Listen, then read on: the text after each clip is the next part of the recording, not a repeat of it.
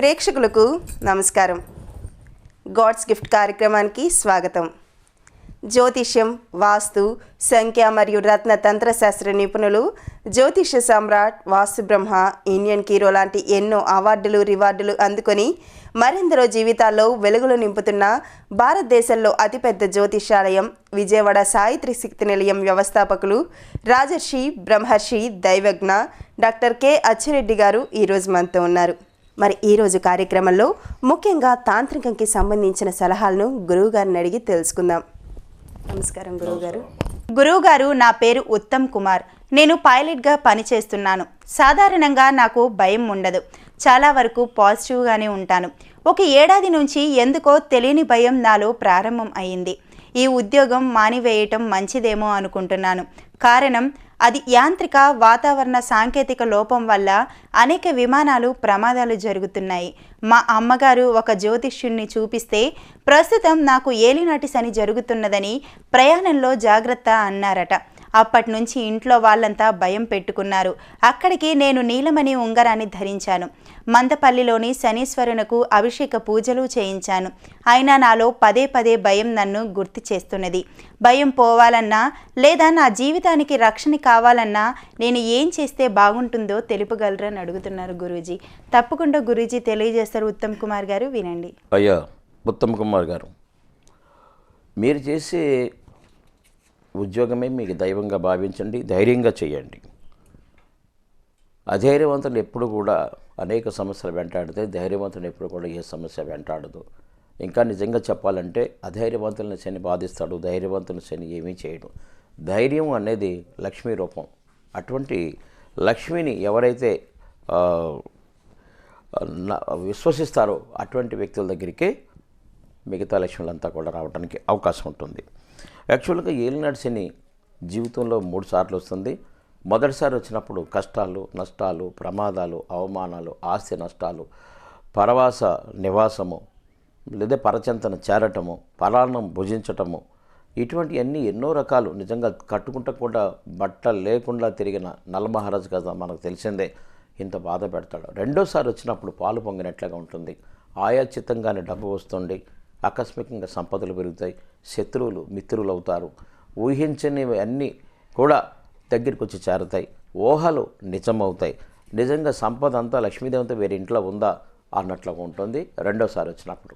మూడోసారి వచ్చినప్పుడు అనారోగ్యం, హాస్పిటల్ పాలవటం, వైద్యుని కూడా చికిత్సకు లొంగనటువంటి వ్యాధులు రావటం లాంటివి కానీ, లేదా మరణమన్న పరిస్థితి వస్తుంది. లాస్ట్కి మరణం అనుభవించక తప్పదు. ఇక్కడ బాగా అర్థం చేసుకోవాలి. శని ఈశ్వరుడు, శని ఐశ్వర్యుడు, శని ధర్మరాజు, శని ధర్మరాజు. 4 పోస్టులు ఆయనే పోషిస్తాడు. జీవితంలో శనిని ఆరాధించిన వాడికి ఉన్నంత డబ్బు మరి ఎవరికి ఉండదు. శని అంటే చాలామంది భయపడతారు. ఒక నానుడుగా వాడు శనిగాడ పట్టుకున్నాడు రా, అందుకోసం అలాగ అయిపోయాడు అంటుంటారు. అది చాలా తప్పు. శనే నిజంగా లక్ష్మీ రూపం. శనిని ఆరాధించండి, శని ఆశీస్సులు పొందండి, మంచి ఆరోగ్యాన్ని పొందండి. అయితే మీరు చెప్పిన దాన్ని బట్టి చూస్తే నేను అనుకోవటం మీకు 30 సంవత్సరాలు దాటి 40 సంవత్సరాల మధ్యలో ఉన్నారేమో. మీకు రెండోసారి వచ్చింది కాబట్టి శని గురించి భయపడట్లేదు. ధైర్యంగా మీ ఉద్యోగానికి మీ ప్రయాణాలు చేయొచ్చు. అరిగిన గుర్రపునాడ ఉంగరం పెట్టుకుంటే మీకు శని నుంచి విముక్తి కలుగుతుంది. మరొక విషయం ఏంటంటే, మీరు ఒక గరుడ రూపంలో అంటే గ్రద్ద రూపంలో ఒక లాకెట్ చేయించుకొని ఆ నేత్రాల వైడ్యూరాలు పెట్టాలి. దాని కడుపు భాగంలో ఒక గోమేధికాన్ని రత్నాన్ని పొదగండి, ఒక లాకెట్గా మెడలో ధరించండి. అస్సలు మీకు ఎటువంటి శత్రువులు కానీ, రోగాలు కానీ, భయాదులు కానీ, భూత ప్రేత పిశాచాలు కానీ మీ దగ్గరికి రావు. మిమ్మల్ని మరింత అదృష్టవంతంగా చేయటంలో సందేహపడక్కర్లేదు. అయితే దీనివల్ల కాలసర్పదోషం కూడా నివృత్తం అవుతుంది. ఒకవేళ జీవితంలో ఉంటే అప్పుడు అధికారులు మెప్పు పొందుతారు, ఉద్యోగంలో ప్రమోషన్లు పొందుతారు, ఉన్నత స్థాయికి చేరుకుంటారు. లేదా ఉద్యోగం లేని వారు ఇలాంటి వేసుకుని ఉద్యోగ ప్రయత్నాలు చేస్తే మంచి మంచి ఉద్యోగాలు దొరకడానికి అవకాశం ఉంది. ఇవన్నీ కూడా మనకి దేవుడిచ్చిన వరాలు. వీటిని గాడ్స్ గిఫ్ట్ కింద భావించి నేను చెప్పిన విధంగా మీరు పాటించండి. మీకు శనిగ్రహ దోషము బాధించదు, లేదా దుష్టగ్రహ బాధలు అంతకంటే ఎక్కువ ఉండవు. All the best Uttam Kumar గారు. గురూజీ, నా పేరు సుబ్బారావు. మేము కొత్తగా ఇల్లు కొనుక్కున్నాం. గృహప్రవేశాలన్నీ శాస్త్రయుక్తంగానే చేశాం. ఈ ఇంట్లోకి వచ్చిన దగ్గర నుంచి ఏదో తెలియని వ్యధ. తిరిగి ఇల్లు అద్దెకు ఇచ్చి పాత ఇంటికి అద్దెకు వెళదాం అనుకుంటున్నాము. ఇంటిలో ఎవరికో ఒకరికి కాకుండా దాదాపు అందరికీ ఇదే బాధ, ఏదో మానసిక వ్యధ. మా మిత్రుడు ఒక ఆయన తనకు తెలిసిన వాస్తు పండితుణ్ణి తీసుకువచ్చి ఇల్లంతా పరిశీలన చేశారు. వాస్తుగా చక్కగా ఉందన్నారు. ఎలాంటి మార్పులు అవసరం లేదన్నారు. ఏమి చేయాలో తెలియలేని పరిస్థితి. మీ సలహా విని అది ఆచరిద్దామనే ఆలోచనలో మీకు ఫోన్ చేశాను. ఏదైనా చక్కని తాంత్రిక సలహా చెబితే దానిని దైవవాక్కుగా భావిస్తాను గురూజీ అని అడుగుతున్నారు గురువుగారు. తప్పకుండా చెప్తారు సుబ్బారావు గారు, వినండి. సుబ్బారావు గారు, నేను చాలాసార్లు చాలా ఎపిసోడ్లో చెప్తానే ఉన్నాను. ఏంటంటే ఒక స్థలం కొని ఇల్లు కట్టేటప్పుడు దానికి జన్మ లేదా నామ నక్షత్రానికి ముహూర్తం పెట్టి శంకుస్థాపన చేస్తే ఆ ఇల్లు 3 తరాలు జీవించగలరంట్లో సందేహం లేదు. సుఖంగాను సంతోషంగాను వంశవృద్ధితో ఉంటారు. అలాంటిది మీరు ఇల్లు కొన్నారు. ఒక కొన్న ఇంటిని మన నామ నక్షత్రానికో మన జన్మ నక్షత్రానికో శంకుస్థాపన చేసింది కాదు.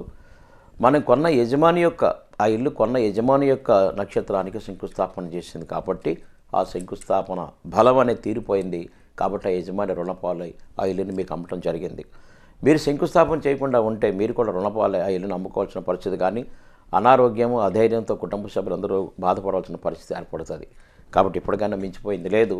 మీ జన్మ లేదా నామనక్షత్రానికి ఒక మంచి సిద్ధాంతి దగ్గరికి వెళ్ళి మీరు ముహూర్తం పెట్టించుకోండి.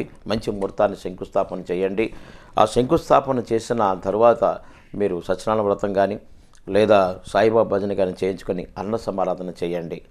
అప్పుడు మీకు కొంచెం మానసిక ప్రశాంతి, ధైర్యంగా ఇంట్లో ఉండటం, సుఖంగా ఉండటం, సంపదలు మీకు కలగటం లాంటివి జరుగుతాయి. అయితే మరొకటి, చైనా వాస్తులో ఫెంగ్షూయిలో మీకు పిల్లన గోవులు దొరుకుతాయి. ఒక పిల్లన గ్రోవికి మరో పిల్లన గోవి ఆపోజిట్గా ఎర్ర రిబ్బన్తో కట్టి మీ నైరుతి గదిలో ఉన్నటువంటి ఫ్యాన్ యొక్క రాడ్ పైభాగంలో అడ్డంగా కట్టండి. ఫ్యాన్ తిరిగినప్పుడు ఈ పిల్లన గోవు నుంచి వెలువడే గాలి ఏదైతే ఉందో చిన్న శబ్దం చేస్తూ వస్తుంది.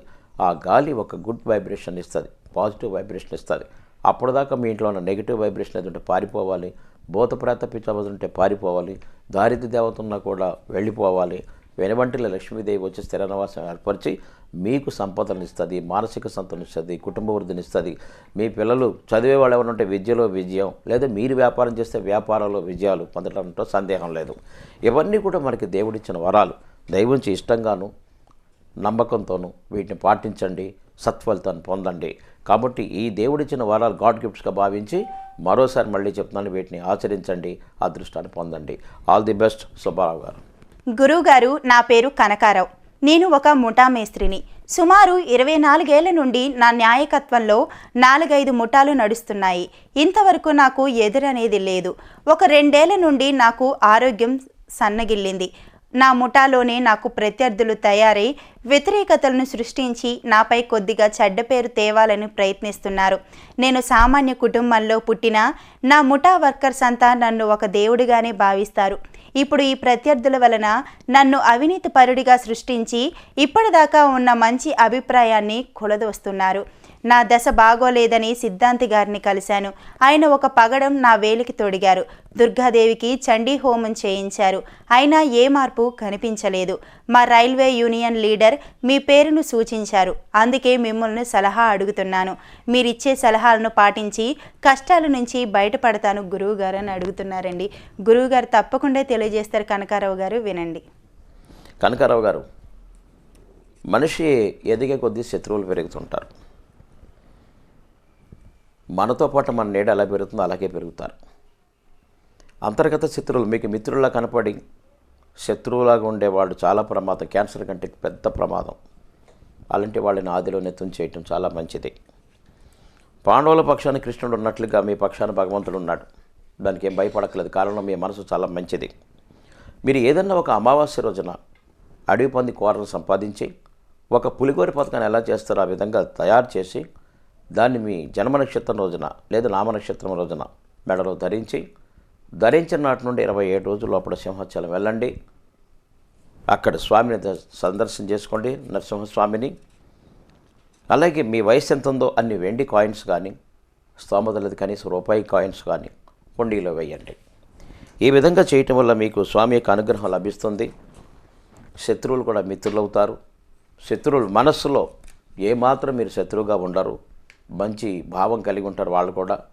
మీ వృత్తి అభివృద్ధి అవుతుంది, మీరు ఇతరులకు సహాయం చేసే స్థితిలో ఉంటారు, నిజంగా కూడా లీడర్గానే బతకగలుగుతారు. ఆల్ ది బెస్ట్ కనకారావు గారు. ఇవన్నీ మనకు దేవుడిచ్చిన వరాలు. వీటిని మనం గాడ్ గిఫ్ట్స్గా భావించి వీటిని మనం నమ్మకంతో పాటిస్తే తప్పనిసరిగా ఫలితాన్ని పొందగలుగుతారు. విన్నారు కదండి కనకారావు గారు. మరి గురువు గారు చెప్పినట్లు తప్పకుండా చేయండి, అన్ని సమస్యల నుండి బయటపడతారు. గురువు గారు, నా పేరు ఐలయ్య. నేను కూరగాయల వ్యాపారం చేస్తాను. అయితే సంత మార్కెట్లో వారం వారం తిరిగి వ్యాపారం చేయటం, వ్యాపారానికి వెళ్ళిన ప్రతి చోట నా ఇరుపక్కల ఉన్న కొట్లకు కస్టమర్లు బాగా వస్తారు, వ్యాపారం బాగా జరుగుతుంది. కానీ నాకే వ్యాపారం సరిగా ఉండదు. జరిగిన వ్యాపారంలో వచ్చిన ధనం ఖర్చులకే తప్ప మిగలటం లేదు. నేను ఏం చేస్తే నా వ్యాపారం పెరుగుతుంది, ఆదాయం పెరుగుతుంది, జనం నా దగ్గరకు వస్తారు అని అడుగుతున్నారు గురువుగారు. గురువుగారు తప్పకుండా తెలియజేస్తారు ఐలయ్య గారు, వినండి. ఐలయ్య గారు, మీ వ్యాపారం కూరగాయల వ్యాపారం అన్నారు. మీరు ఒక పని చేయండి. అమావాస్య రోజున నల్ల భూమి చెట్టుకి షోడశోపచార పూజలన్నీ నిర్వర్తించి ధూపదీప నైవేద్యాలు ప్రసాదం పెట్టి బొమ్మారా చెట్టు చుట్టూ ప్రదక్షిణ చేసి ఆ చెట్టుకి ఉత్తర వైపుగా వెళ్ళినటువంటి వేరును మీరు సంపాదించండి. అది ఆ వేరుని ఒక్కొక్క అంగుళం చొప్పున 3 ముక్కలు చేయండి. ఒకటి మీరు బెండి తావీజుల మెడలో ధరించండి, 2 క్యాష్ బాక్స్లో పెట్టండి, 3 ఒక సానపైన గంధం అరగదీసి దానిలో కొద్దిగా కుంకుమ చందనం కూడా కలపండి, తిలకంగా ధరించండి.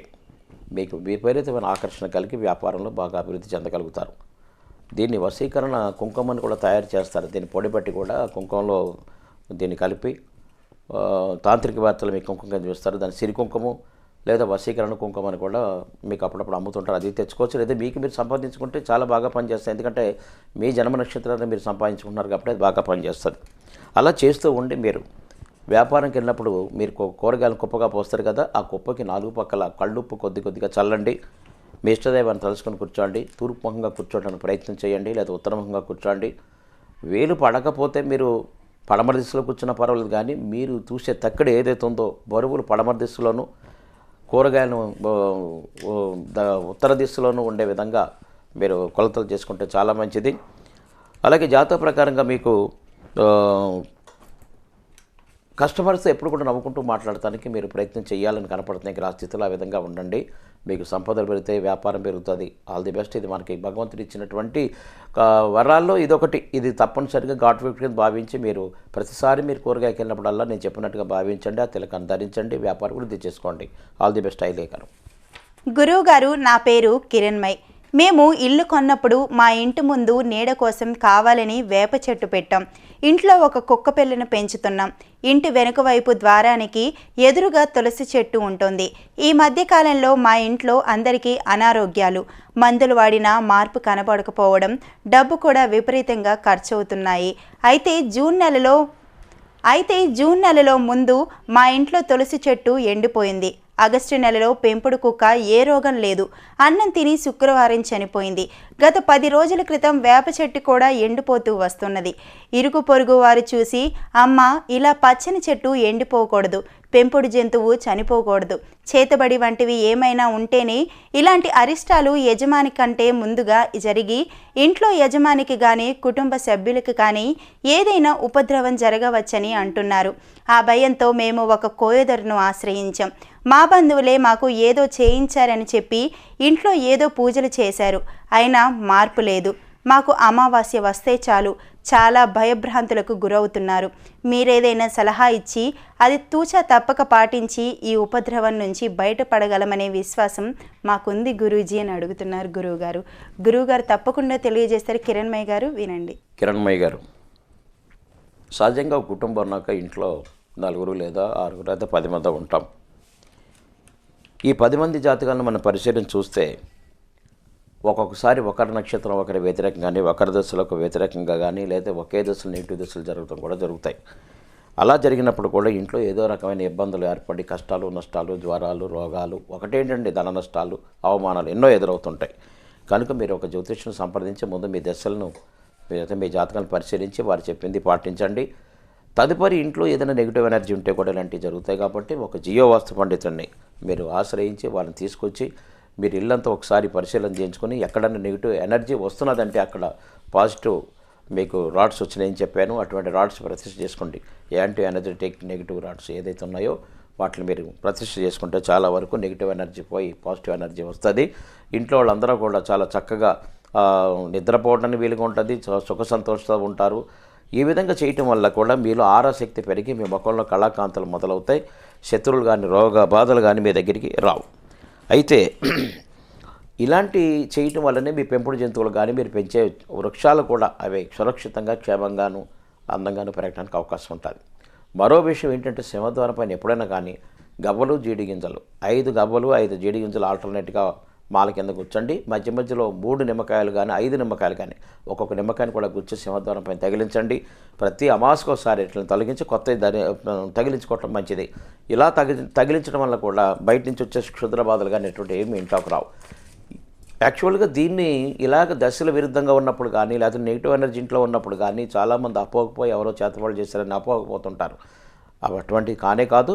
మీకు మీ ఇంట్లో నెగిటివ్ ఎనర్జీ కానీ మీ దశల విరుద్ధంగానే ఉన్నాయని నేను అనుకుంటున్నాను. కాబట్టి మనకి దేవుడిచ్చిన వరాలు ఇదొక మంచి వరం, గాడ్ గిఫ్ట్. కాబట్టి దీన్ని మీరు పాటించండి, సురక్షితంగా ఆరోగ్యంగా ఉండండి. ఆ ఇంట్లో నివసించారు అందరూ కూడా క్షేమంగాను లాభంగాను ఉండడానికి అవకాశం ఉంటుంది. ఆల్ ది బెస్ట్ కిరణ్మయ్య గారు. తాంత్రికంకి సంబంధించి గురువుగారిని అడిగి మరికొన్ని వివరాలు అడిగి తెలుసుకునే ముందు దర్శనం నిదర్శనం కార్యక్రమంలో చిన్న విరామం తీసుకుందాం. శతజ్యోతిష్య గ్రంథ రచయిత, ఇండియన్ హీరో అవార్డు గ్రహీత, రాజర్షి బ్రహ్మర్షి దైవజ్ఞ శ్రీ కె అచ్చిరెడ్డి గారి కలం నుండి వెలువడిన మరో ఆణిముత్యం సీక్రెట్స్ ఆఫ్ ఆస్ట్రో న్యూమరాలజీ. సంఖ్యా జ్యోతిష్య రహస్యాలు, అద్భుత సంఖ్యల రహస్యాలను సామాన్యులకు కూడా అర్థమయ్యే రీతిలో మన పేరును అదృష్ట నామంగా ఎలా మార్చుకోవాలి అనేటువంటి అనేక పరిశోధనాత్మక విషయాలను జ్యోతిష్య శాస్త్రంతో అన్వయించి సంఖ్యా శాస్త్రాన్ని రాసిన భారతదేశపు మొట్టమొదటి పుస్తకం సీక్రెట్స్ ఆఫ్ ఆస్ట్రో న్యూమరాలజీ. కార్యక్రమానికి తిరిగి స్వాగతం. గురువు గారు, నా పేరు విశ్వేశ్వరరావు. నా వయసు 64 సంవత్సరాలు. తమిళనాడులో జ్యోతిష శాస్త్రంలో పక్షి శాస్త్రం అనేది ఒకటి ఉందట. ఏ వ్యక్తికైనా జీవితంలో ఉపద్రవాల నుంచి బయటపడాలనే ఏ వర్గం వారు ఆ పక్షిని పెంచడానికి అయ్యే ఖర్చు ఇవ్వటమో, లేదా కనీసం ఆ పక్షి ఆకారం కల లాకెట్ను ధరించడం లేదా పక్షి బొమ్మను ఇంట్లో పెట్టుకోవడం చేస్తారట. దానివలన గృహదోషాలు తొలగుతాయని వారి నమ్మకమట. నా మిత్రుడు ఒకడు ఇటువంటిది ఆచరించి చక్కని సత్ఫలితాలు పొందుచున్నానని నువ్వు కూడా ఆచరించవచ్చా అని సలహా ఇచ్చారు. ఇది నిజమేనంటారా? అలాంటిది ఏదైనా ఉంటే నాది మృగశిర నక్షత్రం. నాకు ఏ పక్షి అధిపతి అవుతుంది, ఎలా పెంచను, పోషించను, వివరాలు చెప్పండి స్వామి అని అడుగుతున్నారు గురువుగారు. తప్పకుండా గురువుగారు తెలియజేస్తారు. విశ్వేశ్వరరావు గారు వినండి. విశ్వేశ్వరరావు గారు, మీరు అన్నది నిజమే. పక్షి శాస్త్రం అనేది బహు పురాతనమైంది. కొన్ని వేల సంవత్సరాల నుంచి ఇది కేరళలో కానీ తమిళనాడు కానీ ఆచారంలో ఉంది. కానీ మనకు వచ్చేటప్పటికి ఓన్లీ వివాహ పొందన విషయంలో మాత్రం ఉపయోగిస్తున్నాం, మిగతా వాటిలో ఉపయోగిస్తలేదు. తమిళనాడు కేరళలో పక్షి శాస్త్రాన్ని జాతకం చెప్పడంలో ఉపయోగించుకుంటారు, భవిష్య ఫలితాలు చెప్పడంలో ఉపయోగిస్తారు, లేదా వార్షిక ఫలాలు చెప్పడంలో కూడా దాన్ని ఉపయోగిస్తారు. అయితే మనకి ఇవన్నీ కూడా నాడిగంధంలో నిక్షిప్తం అయి ఉన్నాయి. మనకి పక్షులు వచ్చేటప్పటికి గరుడ, పింగళి, కాకి, నెమలి, ఇలాగ 5 పక్షులు మనకి విభజించారు. ఒక్కో పక్షికి 5 నక్షత్రాలు చొప్పున విభజించడం జరిగింది. ఒక్క పింగళ పక్షికి, కాకికి మాత్రం అదనంగా ఒక నక్షత్రం విభజించడం జరిగింది. సాధారణంగా 2 దంపతులు ఒకే పక్షి జాతి చెందిన వాళ్ళైతే చాలా అన్యోన్యతగా ఉంటారు. విరుద్ధమైన పక్షులైతే ఎప్పుడు కూడా కలహాలతోనూ సంసార జీవితం సాగించబడుతుంది, లేదా విడిపోవటం కూడా జరుగుతుంది. 2 వ్యాపార భాగస్వాములు కూడా ఒకే నక్షత్రం అయితే విడిపోరాని బంధంతో వ్యాపారాన్ని 10 రెట్లు అభివృద్ధి చేసుకుంటారు. దాంట్లో విరుద్ధమైన పక్షులు అయ్యుంటే మాత్రం వాళ్ళిద్దరూ కూడా అనతికాలం విడిపోయి వ్యాపారాన్ని నష్టాలు కొని తెచ్చుకుంటారు. శత్రుత్వ పక్షులు అనుకోండి, ఇంకా కలహాలు, ఒకరిపైన ఒకటి కోర్టు సమస్యలు ఇలాంటి ఎదుర్కోవటం కూడా జరగవలసి వస్తుంది. ఆ జాత శత్రువులుగా తయారవుతారు ఒకళ్ళకొకళ్ళు. దానివల్ల జీవితంలో మనశ్శాంతిని కోల్పోయి ఒక్కోసారి అజ్ఞాతవాసంలోకి వెళ్ళవలసిన పరిస్థితులు కూడా వస్తాయి. కనుక వివాహ విషయంలో కానీ వ్యాపార భాగస్వామ్య విషయంలో కానీ ఈ పక్షి శాస్త్రాన్ని ఆశ్రయిస్తే మాత్రం చాలా మంచి ఫలితాలు వస్తాయి, దాంట్లో సందేహం లేదు. అయితే ఎవరు ఏ జాతి పక్షి వారో ఆ నక్షత్రం వారు ఆ పక్షి యొక్క సింబాలిజం ఆ బొమ్మను తయారు చేసుకుని మెడలు వేసుకుంటే చాలా మంచిది. ఉదాహరణకు మృగశిర నక్షత్రం గ్రద్ద జాతికి చెందింది కాబట్టి వాళ్ళ గరుడ పక్షిని లాకెట్గా చేసుకుని మెడలో ధరిస్తే వాళ్ళకి జీవితకాలం దశలు యోగిస్తాయి, సుఖం సౌఖ్యం అదృష్టాన్ని పొందగలుగుతారంట్లో సందేహం ఉండదు. ఇది పూర్తి విశ్వాసంతో చేసిన వాళ్ళకి మాత్రమే ఫలితాలు ఉంటాయి. అంతేగాని ఏదో బొమ్మ వేసుకున్న రెండో రోజున నాకేదో వ్యతిరేకతలు వచ్చినాయని లేనిపోని అపనమ్మకంతో వేసుకుంటే మాత్రం ఇలాంటి అనుమానాలు వచ్చి దాన్ని తీసేయడం జరుగుతుంది. దయవించి నమ్మకంతో వేసుకోండి, మంచి ఫలితాలు పొందగలుగుతారు మీరు. ఇవి మనకి దేవుడిచ్చిన వరాలే. గాడ్ గిఫ్ట్ కింద భావించండి, తప్పనిసరి ఆచరించండి, శుభ ఫలితాలు పొందండి. విశ్వేశ్వరరావు గారు, ఆల్ ది బెస్ట్. గురూజీ, నా పేరు జనార్దన నాయుడు. నాకు 15 ఎకరాల జామ, బత్తాయి, దానిమ్మ తోటలు ఉన్నాయి. ఇప్పుడే నేను బోర్వెల్ వేయించాలనుకుంటున్నాను. మొత్తం స్థలములో ఏ భాగంలో వేయిస్తే బాగుంటుంది? అక్కడ నీళ్లు పడతాయా లేదా ఎలా తెలుస్తుంది? ఖచ్చితంగా నీరు పడాలంటే ఏదైనా తాంత్రిక చిట్కా ఉందా? సలహా ఇవ్వండి అని అడుగుతున్నారు గురువుగారు. తప్పకుండా చెప్తారు జనార్దన్ నాయుడు గారు, వినండి. జనార్దన్ నాయుడు గారు, మీ పొలంలో నీరు ఉందా లేదా అని తెలుసుకోవటానికి ఇదివరకు రోజుల్లో అయితే జువ్వికర్ర, పంగళకర్రను పట్టుకొని పొలమంతా నడుచుకుంటూ వెళ్తుంటే ఎక్కడ జువ్వికర్ర కదలికలు పుడి లేదా ఎడంవైపు లాగినా లేదా కిందకి లాగినా అక్కడ జలనాడులు ఉన్నాయని గుర్తించి తడిసిన నానిన బియ్యాన్ని అక్కడ చల్లి, ఇదిగో ఇక్కడ మీరు డ్రిల్ వేయండి నీరు వస్తాయని చెప్పేవారు. అలాగే జలనాడులు అక్కడ ఉండటం, వీరి బావి తవ్వటం, నీరు రావటం, వ్యవసాయం చేసుకోవటం జరిగిపోయేది. కాలానుగుణంగా శాస్త్రం అభివృద్ధి చెందింది. ఇప్పుడు యూనివర్సల్ స్కానర్స్ వచ్చినాయి. ఆ యూనివర్సల్ స్కానర్స్తో మీరు పొలంలో మీరు జలనాళ్ళు ఎక్కడైనా గుర్తించండి. అది తూర్పు ఉత్తరాలు కావాలని లేదు, పడమర దక్షిణం అయినా కూడా ఎక్కడ జలనాళ్ళు ఉంటే అక్కడ మీరు బోర్వెల్ వేయించుకోవచ్చు. అయితే మనకి పొలంలో నీరు అనేది మాత్రం తూర్పు నుంచి కానీ, ఉత్తరం నుంచి కానీ, ఈశాన్య నుంచి కానీ పొలంలోకి ప్రవేశిస్తే సస్యశ్యామలుగా పంట పండుతుంది, రైతు శుభకరంగా ఉంటాడు, అభివృద్ధి చెందుతాడు. ఆ పొలాల్ని మరింత క్షేత్రంలో మరింత ఇంకా పొలం కొనుక్కొని కూడా మంచి రైతుగా ఎదగలుగుతాడు. అంతేగాని దక్షిణంలో వేసాం, పడమరలో వేసాం ఎలాగా అనేది అపోహ పోవక్కర్లేదు. అయితే యాక్చువల్గా ఇదే పద్ధతిని ఎక్కడ కూడా ఎప్పుడైతే మన స్థలాన్ని గుర్తించామో, జలనాడు ఉన్న స్థలాన్ని గుర్తించామో, అక్కడ ఒకరోజు రాత్రి ఇక్కడ బియ్యాలు నానబెట్టి ఆ స్థలంలో బియ్యం చల్లి ఎప్పుడు కూడా బోర్వెల్స్ వేస్తే రాత్రి సమయంలో వేస్తే చాలా మంచిది. సంధ్యా సమయం 6 గంటల సూర్యాస్తమయం తర్వాత నుంచే తెల్లారి లోపల బోర్వెల్ వేసుకుంటే తప్పనిసరిగా ఫెయిల్యూర్ కాకుండా ఉంటుంది. అయితే దీనికి యజమాని యొక్క ముహూర్తం కూడా జన్మ నక్షత్రం లేదా రామ నక్షత్రం ముహూర్తం చేసుకొని చేయటం చాలా మంచిది. ఈ విధంగా చేయటం వల్ల మీకు నీరు పడుతుంది, ఆ నీటి నుంచి ద్వారా పండే పొలం అంతా కూడా సస్యశ్యామలంగా ఉంటుంది, అధిక లాభాలు కూడా పొందగలుగుతారు. All the best Janardhan Naidu. ఇవన్నీ కూడా మనకి దేవుడిచ్చిన వరాలే. అతి పురాతన కాలం నుంచి కూడా మనం వీటిని ఆచరిస్తూ వస్తున్నాం కాబట్టి మీరు కూడా ఆచరించండి. దేవుడి యొక్క గిఫ్ట్ కింద భావించి తప్పనిసరిగా సత్ఫలితాన్ని పొందగలుగుతారు. గురువుగారు, నేను బట్టల వ్యాపారం సైకిల్పై తిరిగి చేస్తుంటాను. ఏ సమయంలో నేను బయలుదేరితే వ్యాపారం బాగుంటుంది? ఏ కాలం, ఏ నెల లేదా ఏ రోజుల్లో వ్యాపారాదులు నష్టం కలుగుతాయో చెబితే నేను జాగ్రత్త పడతాను. వ్యాపార అభివృద్ధి కూడా మీరిచ్చే తాంత్రిక సలహా గొప్ప వరంగా భావించి ఆచరణ చేయగలనని అడుగుతున్నారు గురువుగారు. అయ్యా, మీరు దూర ప్రాంతానికి ఎప్పుడైనా మీరు వర్తకానికి వెళ్ళాలనుకున్నప్పుడు ఉదయాన్నే సూర్యోదయానికి ముందు లేదా 6 గంటలకు ముందే మీరు ప్రయాణం వెళ్తే చాలా మంచిది. దగ్గర ప్రాంతాలకు వెళ్ళవలసి వచ్చినప్పుడు సూర్యోదయం తర్వాత 9 లేదా 11 గంటల మధ్యకాలంలో మీరు ప్రయాణంకి వెళ్తే తప్పనిసరిగా మీకు మంచి వ్యాపారం కొనసాగుతుంది. అలాగే యాక్చువల్గా మీరు పుట్టిన తేదీకి 30వ తేదీని, మీ జన్మ తేదీకి 30వ తేదీని కానీ, జన్మ తిథికి 8వ తిథిలో కానీ, జన్మ నక్షత్రానికి 8వ నక్షత్రంలో కానీ, జన్మ రాశికి 8వ రాశిలో కానీ, జన్మ లగ్నానికి 8వ లగ్నంలో కానీ ప్రయాణం చేయకపోవటమే మంచిది. వ్యాపారాలు కలిసి రావు. ఆ రోజు వ్యాపారం ఉండదు, కలహాలు ఎక్కువగా ఉంటాయి. అలాగే ప్రతినిత్యం కూడా మీరు లేవగానే మీరు 2 అరచేతులు మీరు చూసుకోవాలి. ఆ రోజు నా వ్యాపారం అంతా బాగోవాలని కోరుకోవాలి. ఎందుకంటే అరచేతే వైకుంఠం. ఈ అరచేతిలోని సమస్త దేవతలు ఉన్నారు కాబట్టి మీరు సర్వదేవతలను నమస్కరించినట్టుగా ఉంటుంది. అంతే. అలాగే ఒక పచ్చ గణపతి లాకెట్ను లేకుంటే మీరు ఒక పచ్చ గణపతిని సంపాదించి లాకెట్గా తయారు చేసుకొని మీ జన్మ నక్షత్రానికి మంచి నక్షత్రం రోజున మీ మెడలో వేసుకోండి. మంచి నక్షత్రం అంటే సంపత్తారు అంటే ధనతారలో వేసుకోవటం చాలా మంచిది. అంతేకాక శ్రీచక్రంత్రాన్ని పూజామందిరం నుంచి అనినిత్యం పూజిస్తూ ఆ శ్రీచక్రం దగ్గర తేనెని నివేదనగా పెట్టండి. ఆ తేనెని ప్రసాదంగా పెట్టింది మీ ఇంట్లో మీ వ్యక్తులు ఎవరన్నా తీసుకోవచ్చు అది. అలాగే మీరు బహిర్గత ప్రాంతంలో కూడా ఒక 4 చుక్కల తేనెని చేమలకి వేయటం కూడా చాలా మంచిది. తర్వాత జాతక ప్రకారంగా మీరు ఎప్పుడు కూడా నుదుటిని కుంకుమ ధారణ చేసిన తర్వాత బయటికి వెళ్ళాలి. మ్యాక్సిమం బుధవారం నాడు, ఆదివారం కానీ ఎవరికి అప్పులు ఇవ్వకపోవటమే మంచిది. ఆ రోజు ఇచ్చే వస్త్రాలు ఏదైనా మీరు అరువుగా ఇస్తే వసూలు అవటం చాలా కష్టం. ఇవన్నీ గమనించుకుంటే చాలా మంచిది. నేను చెప్పినట్టుగా ఖచ్చితంగా ఆయా తిథులు, ఆయా నక్షత్రాలు, ఆయా రాసులు, ఆయా వారం ఉన్నప్పుడు మాత్రం ప్రయాణం చేయకండి, వ్యాపారం చేయకండి. మిగతా రోజులు చేయండి. పచ్చ గణపతిని ధరించండి. ఇవన్నీ మనకి భగవంతుడు ఇచ్చినటువంటి వరాలు. ఇది గాడ్ గిఫ్ట్ భావించి నేను చెప్పిన తప్పనిసరిగా ఈ తంత్రాన్ని పాటించండి. 3 పూలు 6 కాయల మీ వ్యాపారం సాగుతుంది. All the best. గురువుగారు, నా పేరు రంగనాయకమ్మ. బిడ్డ పుట్టగానే జన్మపత్రిక రాయిస్తాము. ఒకవేళ బాలారిష్ట దోషము ఉంటే బిడ్డకు ధరింప చేయడానికి బాలారిష్ట యంత్రము అన్ని చోట్ల లభ్యము కాకపోవచ్చును. అలాంటి సమయంలో ఆ దోషము తొలగాలంటే ఆ బిడ్డకు ఎటువంటివి ధరింప చేస్తే మంచిది? ఏదైనా తాంత్రిక సలహాను తెలియచేయండి. మేము ఆనందంగా వాటిని అమలు చేస్తామని అడుగుతున్నారు గురువుగారు. గురువుగారు తప్పకుండా తెలియజేస్తారు రంగనాయకమ్మ గారు, వినండి. అమ్మ రంగనాయకమ్మ గారు, బిడ్డ పుట్టిన తదుపరి ఆడైనా మగైనా తప్పనిసరిగా మీరు గానుగకాయను సేకరించి మెడలో వేస్తే చాలా వరకు ఈ గాలి, ధూళి, భూత, ప్రేత, పిశాచాలు, బాలరిష్ట దశలు తొలుగుతాయి. సహజంగా బిడ్డ పుట్టిన తర్వాత చేతికి మురుగులు, కాళ్ళకి కడియాలు కూడా వేస్తారు.